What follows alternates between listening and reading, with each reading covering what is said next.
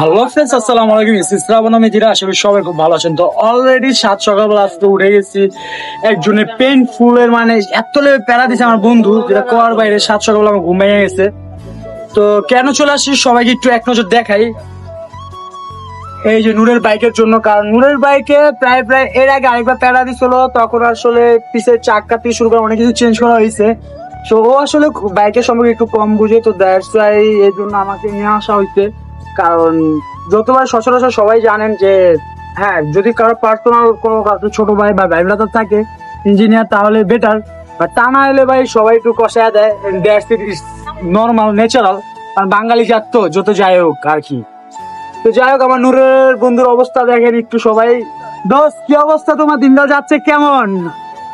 খুব আরামে দাদা, খুব আরামের না? লাইকে ফিলটা কেমন তোমার? কোনো ফিল নাই, খালি বুকটা ধুপ ধুপ ধুপ ধুপ ধুপ ধুপ করে। এই ন্যাচারাল আসলে নিজের বাইকে। জন স্টার্ট দিব, হ্যাঁ জন স্টার্ট দিব আর কি, টান দিব, বাতাসটা মুখে লাগবো গাড়ি।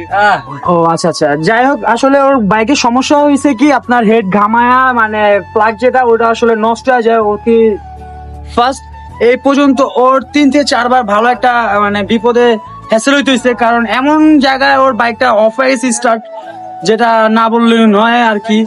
কিন্তু ভাই যত যাই হোক ভাই, নিজের শখের জিনিস যদি বারবার এরকম একটা প্রবলেম ফেস হইতো, তখন কিন্তু মানে নিজের কাছে খারাপ লাগে, ব্যাড বাস লাগে। যেমন আমি 2 দিন আগে যেটা হয়েছিলাম, তো বন্ধুর বাইকটা প্রায় 15 দিনের মতন বাসা পড়া ছিল।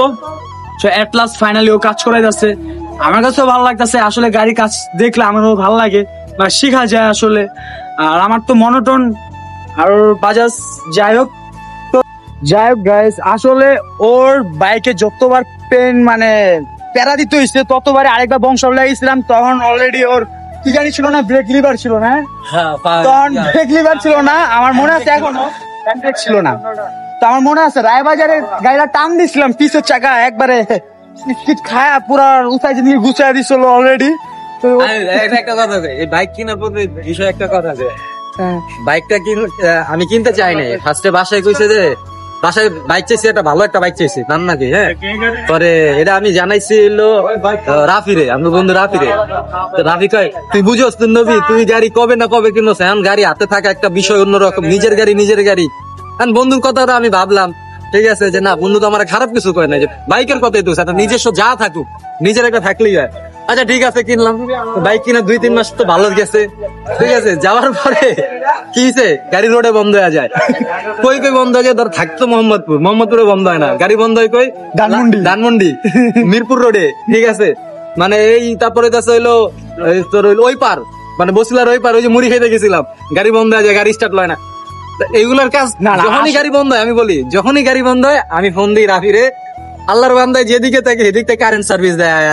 তার আমি একটাই কথাই কই, গাড়ি কিনাইছিস তুই, গাড়িরে ঠিক মতো রাখার দায়িত্ব হতো না। আসলে সবচেয়ে ইন্টারেস্টিং ব্যাপারটা কি জানেন, ওর যক্ষার ভিতরে যদি তেল মালিশ না করে, ওটা কি যখন ফ্রি হয় বন্ধু? হ্যাঁ, তোমার ওয়াইফের জয়েন্ট হয়ে যায় নাকি মোবিল দিতে দেবো, ও মোবিল দিব অলরেডি কি 3 মাসে একবার চেঞ্জ করবো। তো আচ্ছা, তুই লাস্ট টাইম মোবিল চেঞ্জ করতে ঈদের আগে, রাইট? রোজার ঈদের আগে অলমোস্ট 2.5 মাস তো হয়ে গেছে। হ্যাঁ, 2.5 মাস প্লাস এসছে। তো এই যে দোস্ত, তোমার গাড়িতে কি কি কাজ করাই যাচ্ছ আপাতত? নাও পিস্টন চেঞ্জ করতে হবে মেবি, না?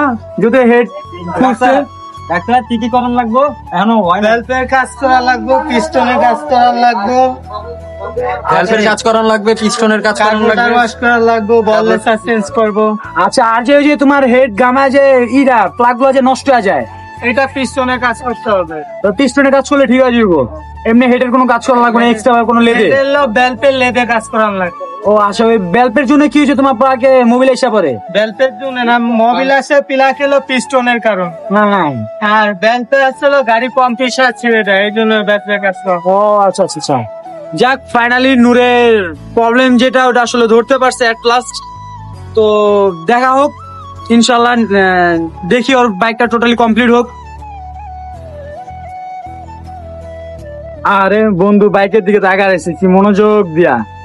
বন্ধু, তুমি যে টাকাটি জমাও, হ্যাঁ, দিন শেষে যে আবার এট লাস্ট তোমার বোর্ড পিছে যে খরচ করো, তুমি মায়ের পিছেও তো এরকম টাকা মনে হয় খরচ করতি না। হ্যাঁ, আসলে এটাই একটা এমন ইমোশন।